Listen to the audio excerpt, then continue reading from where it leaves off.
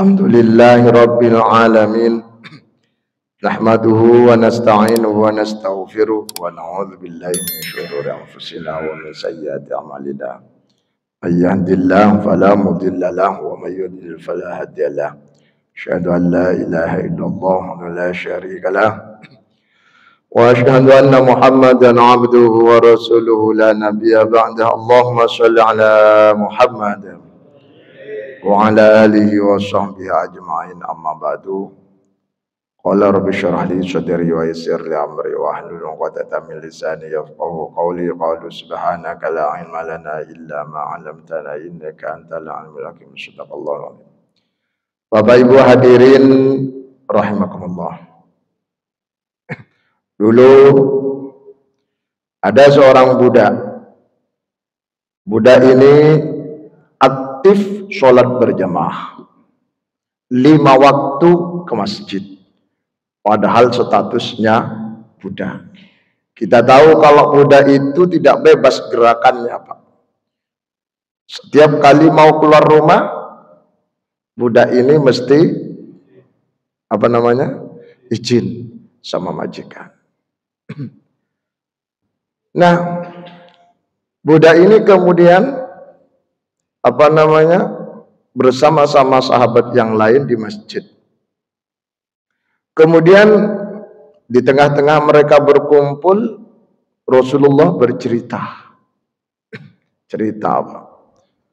Bahwa dahulu orang-orang kalau ingin mendapatkan pahala di bulan Ramadan misalkan, ada yang iktikaf sebulan penuh, ada yang iktikaf setahun, ada yang iktikaf 10 tahun, ada yang iktikaf 84 tahun, ada yang iktikaf 100 tahun, karena memang usianya panjang.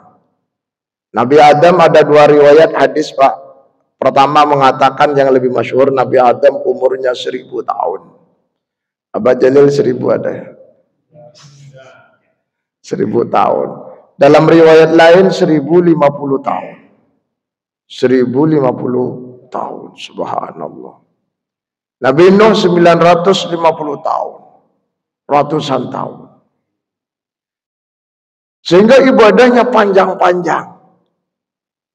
Dulu mendengar cerita semacam ini, para sahabat rotok gelo, sedih. Kenapa? Karena sahabat-sahabat Nabi mendengar penjelasan Rasulullah, a'maru ummati ma baina sittin wa sab'in. Kata Rasulullah, umurnya umatku roto-roto antara swidak 70. Lah jenengan umur piro? Lek wis swidak pas. Sudah benar zona merah. Abah Jalil swidak, alhamdulillah. Pokoknya sapa yang seumur swidak mengacu pada hadis Nabi, siap-siap. Lek 70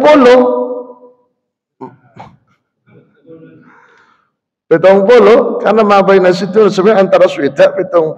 Kalau sudah 70 itu sudah sempurna. 7174 bonus cari malaikat kira-kira karepmu. Iya. Makanya ulama-ulama itu, Pak, rata-rata usianya itu 60 70. Rata, enggak semua. Nabi Muhammad berapa, Pak? 63, 62 sekian bulan digenapkan 63. Abu Bakar, Omar, Utsman yang panjang, Ali pendek, Hasan, Husain lebih pendek lagi ya. Gak sampai 40. Tapi rata-rata gitu, Pak. Nah, ketika sahabat Nabi mendengar cerita umat terdahulu ibadahnya panjang-panjang, sementara umatnya kita, umat Nabi Muhammad pendek-pendek, gelisah. Khawatir tidak bisa menandingi pahalanya umat-umat terdahulu. Dalam kegelisahan para sahabat ini, malaikat Jibril datang membawa surat Al-Qadar. A'udzu billahi minasyaitonir rajim. Inna anzalnahu fi lailatul qadar. Wa ma adraka ma lailatul qadar. Lailatul qadri khairum min alfi syahr.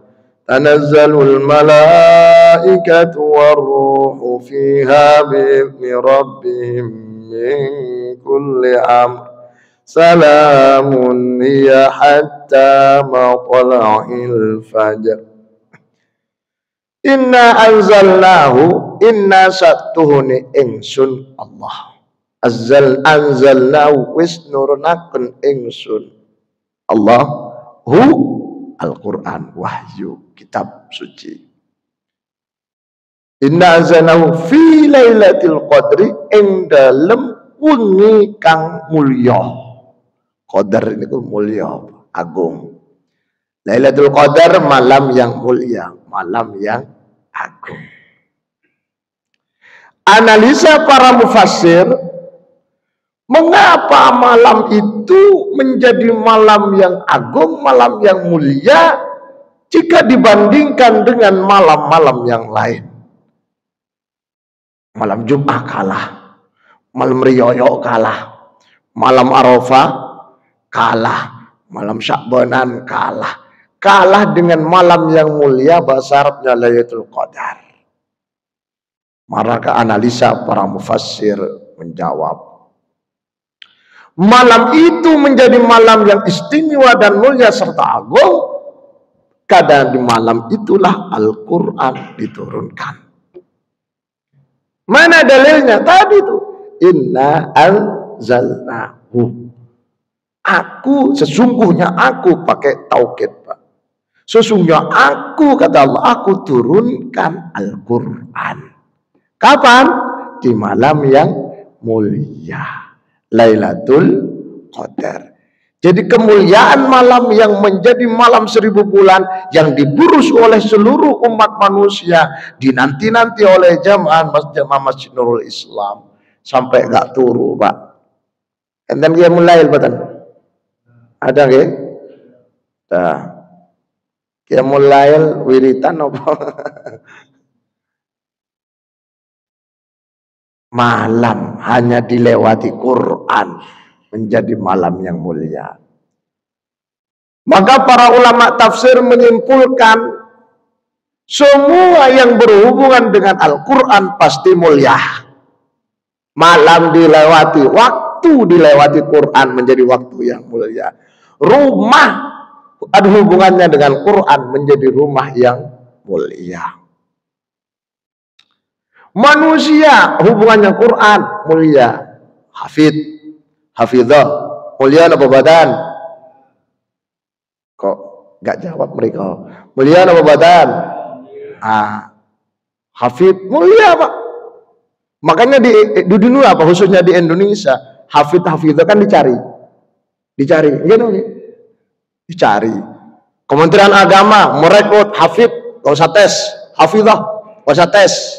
Kepolisian, alhamdulillah jelek-jelek ini termasuk tim selektor penyeleksi bagian jalur khusus kepolisian dan angkatan darat juga, dua instansi. Itu saya bagian agama dan bagian Quran. Jadi calon apa namanya saya? Calon anggota yang hafal Quran, apalagi yang mengerti syariat, apalagi yang bisa baca kitab kuning, serat, kurang memenuhi syarat, 2 kurang didik, gitu. Masuk Pak? Masuk. Beratnya kurang, kan ada orang tinggi tapi beratnya kurang. Masuk. Karena diprioritaskan. Untuk apa? Untuk mewarnai anggota-anggota polisi atau TNI yang lain. Makanya jangan heran kalau ada polisi hafid, itu karena seleksinya itu. Kampus-kampus beasiswa seret masuk Pak. Iya. Subhanallah. Kenapa istimewa mereka itu? Karena hafal Quran. Orang yang pintar baca Quran, qiraat, suaranya bagus, mulia, diundang, suruh ngaji, didengarkan oleh ribuan orang. Contoh, Muammar. Oke, tahu Muammar? Enggak tahu. Kore. Itu kan direkam. Itu mulai dulu, mulai tahun berapa itu? Mulai dulu di masjid-masjid kalau mau sholat, itu kan di setel kaset pita itu, Pak. Suaranya Muammar. Iya. Muammar Z. Iya. Mulia. Jangankan makhluk bernama manusia, benda-benda yang oleh orang terkadang dijadikan makanan berhubungan dengan Quran menjadi mulia, Pak. Contoh, kulitnya sapi kalau dijual ke kenjeran jadi kerupuk rambak, dijual pada tukang sate dicecek jadi sate cecek, dijual ke tukang mushaf dijadikan kulitnya Quran, dicium, dijual ke tukang hadrah Banjari dikepuk, Pak. Tak duk. Nggih napa nggih? Kulit nempel di Quran, kulitnya menjadi mulia. Betul apa betul ini?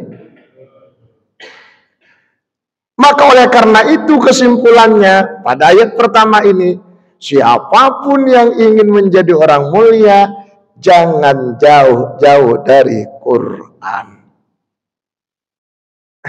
Nah, saya Pak nggih, niki ngaji nggih. Lek teng masjid niku terkadang ono darusan. Mriki enten nggih, darusan. Lek mriki darusan mriki kelompok berapa, sing lancar, sing setengah lancar, sing enggak pati lancar, sing terjemahnya ngoten nggih. Kalau masjid yang lain kan beda. Langsung satu kelompok pegang mic. Nggih, pegang mic. Nggih, napa nggih? Pegang mic maca Quran, siji maca sing liyane ngrungokno, menaseh, membenarkan. Ojo nyalahno, salah bahasa nyalahno iku. Lek bener salahno. Mentaseh atau istilahnya membenarkan. Ngaji bareng di masjid. Gak ono wong ngundang, gak ono apa, tiba-tiba ada orang bawa ote-ote, bawa gedang, bawa semongko, untuk martabak, onde-onde. Ayo, untuk siapa itu, Pak? Untuk orang yang ngaji. Karena mereka menganggap yang ngaji ngormat, Pak, ngormat, dan dengan harapan ngormat orang ngaji, dia juga dapat pahala. Allahumma. Rasulullah katakan, man arada liqa Allah, sapa wong sing pengen ketemu Allah, fal yukrim ahlallah, maka harus memuliakan keluarganya Allah. Sahabat-sahabat Nabi kaget, Pak, kok Allah punya keluarga?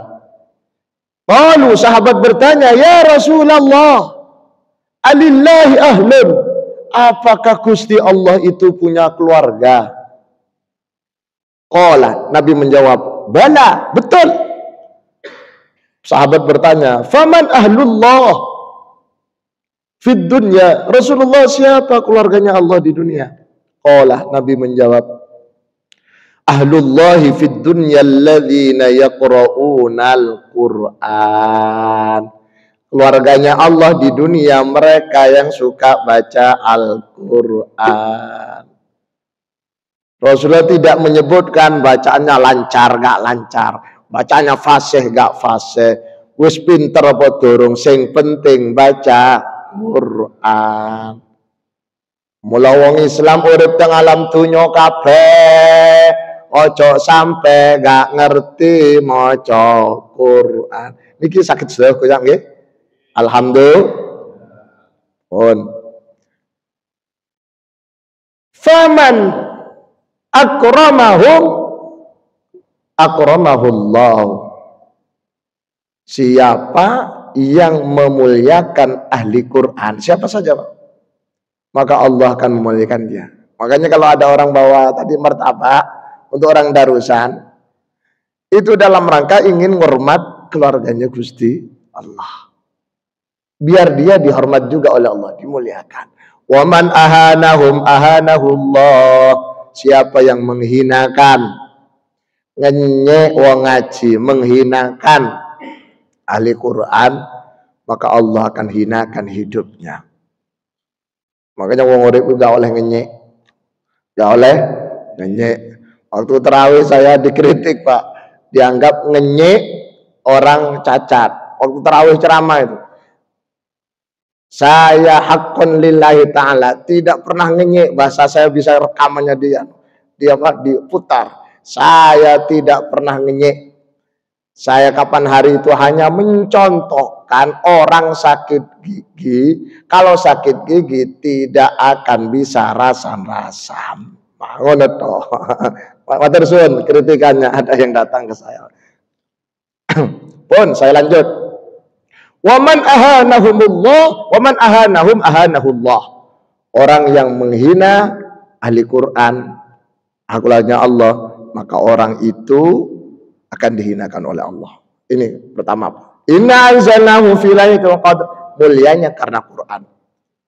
Wa ma adraka ma lailatul qadr. Apa itu lailatul qadar? Lailatul qadri khairum min alfi syahr.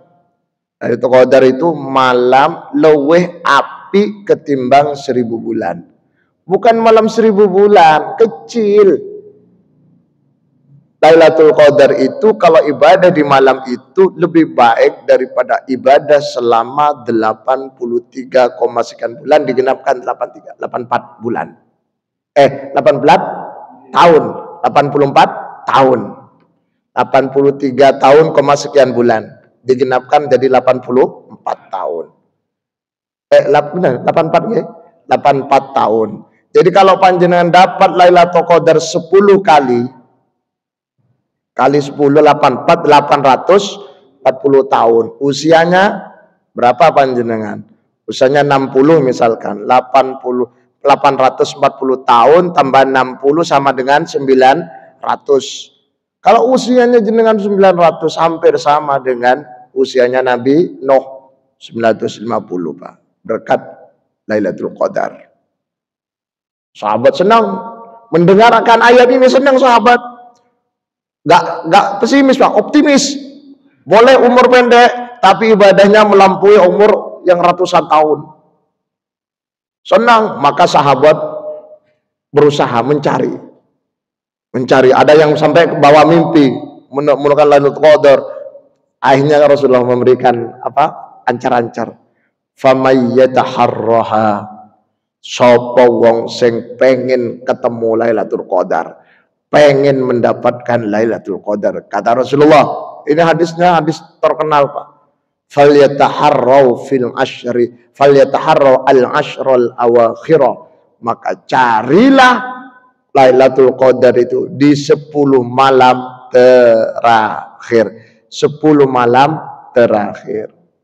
Jadi Rasulullah tidak mengatakan carilah di malam ganjil-ganjil. Bahkan 10 malam terakhir. Berarti tanggal 21, 22, 23, 24, 25, 26, 27, 28, 29, 30. Dan malam kalau versi pemerintah 23.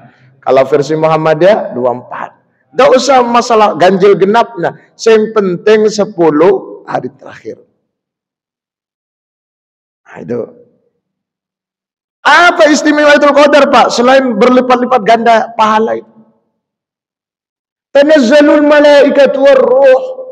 Para malaikat termasuk malaikat Jibril datang ke bumi. Min kulli amr, untuk mencatat semua.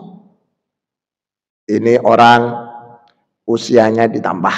Kenapa ditambah? Doanya pada malam Qadar pengen panjang umur. Ini rizkinya ditambah. Kenapa ditambah? Waktu Lailatul Qadar pengen dia nyaur hutang, bisnisnya berkembang dan seterusnya.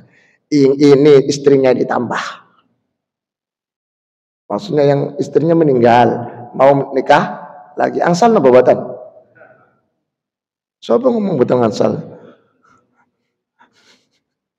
Dicatat. Min kulli amr. Semua urusan panjenengan dunia niki Pak.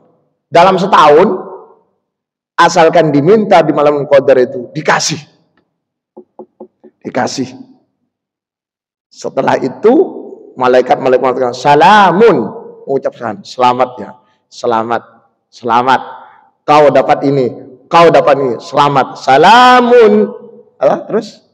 Salamun. Hiya hatta matla'il fajr. Sampai subuh.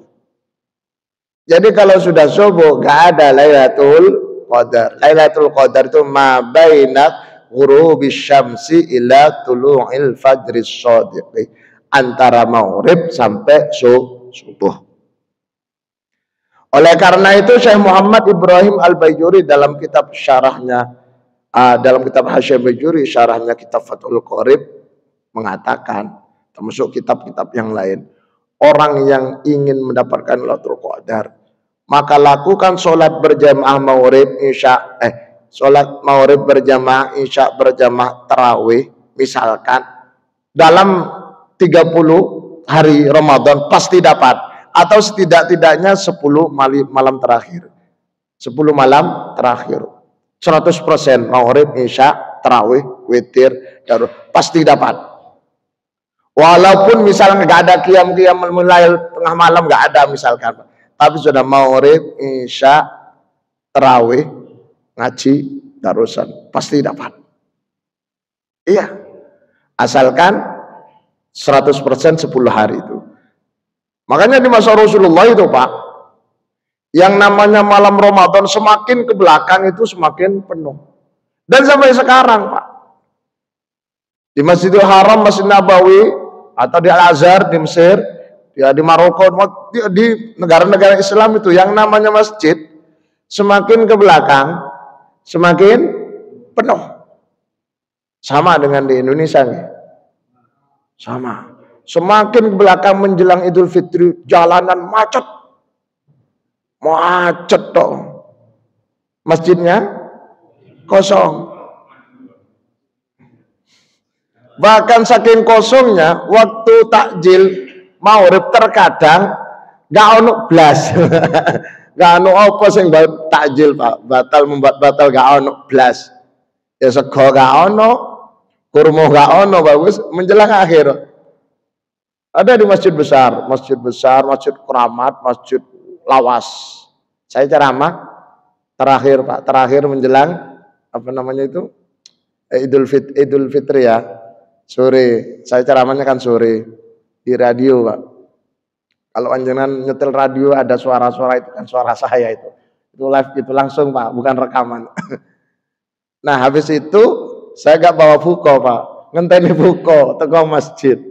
Ternyata gak ono. Kenapa Pak? Padahal itu kurang 2 hari.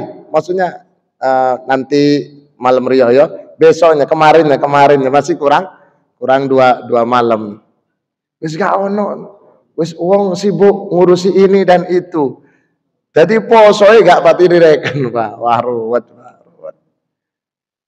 Jadi orang kita semua ingin mendapatkan qadar itu, diupayakan maghrib isya tarawih itu penuh.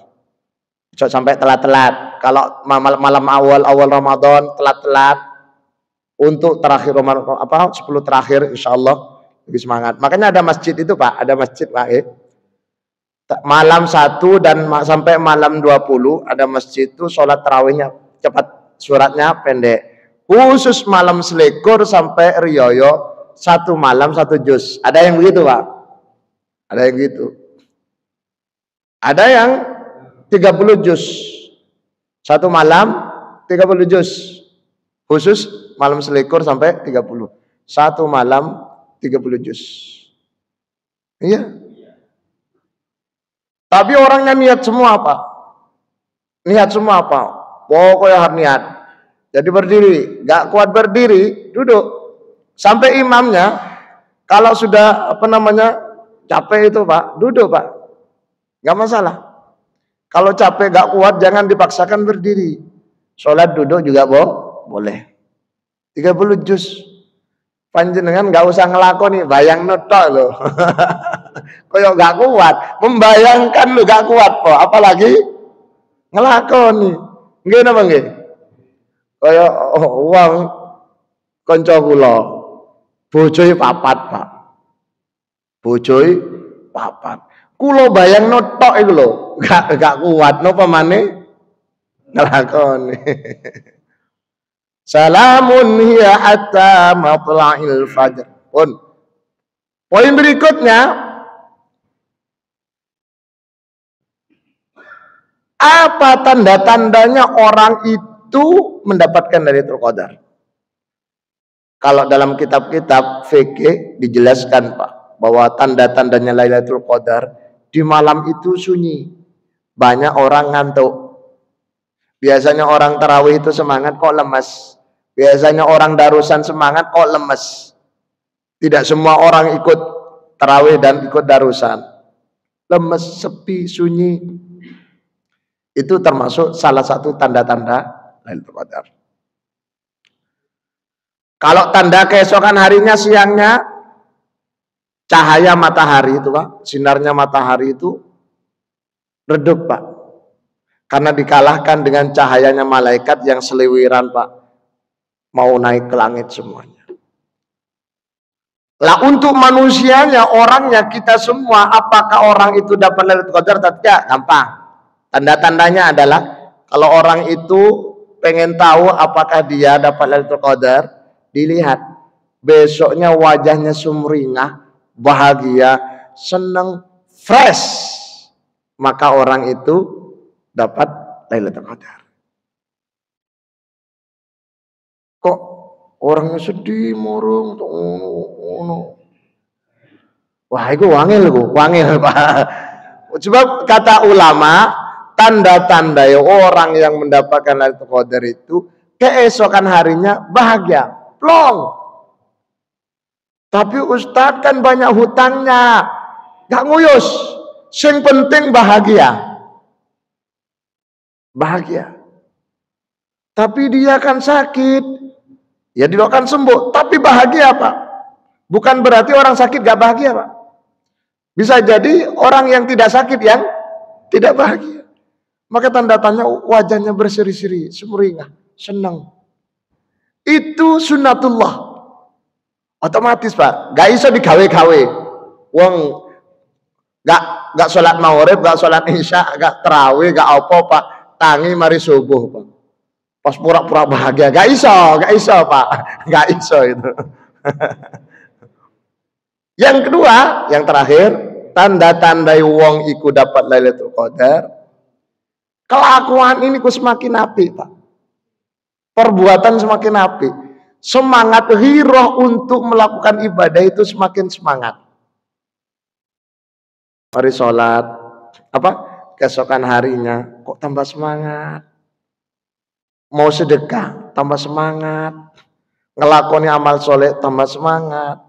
Jadi perbuatannya, kelakuannya itu semakin apik, semakin sae.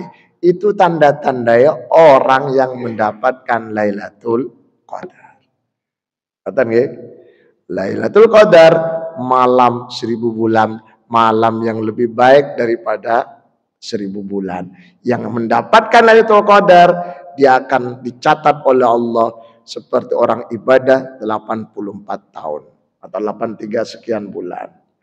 Tanda-tandanya suasana sunyi, banyak orang ngantuk, siangnya tidak terlalu terang matahari, dan bagi manusianya umat Islam dia akan mendapatkan kebahagiaan, sumringah, senang, dan amalnya semakin baik, semangatnya semakin tinggi. Mudah-mudahan bermanfaat, sesarangan ridho Allah Subhanahu wa taala. Ngoten nggih? Kita akhiri dengan surat Al-Asr bersama-sama. Bismillahirrahmanirrahim. Wal 'asri innal insana lafi khusrin illa alladziina aamanu wa 'amilus shalihati wa tawassaw bil haqqi wa tawassaw bis sabr. Subhanakallahumma bihamdika asyhadu an la ilaha illa anta astaghfiruka wa atubu ilaik. Walhamdulillahi rabbil alamin.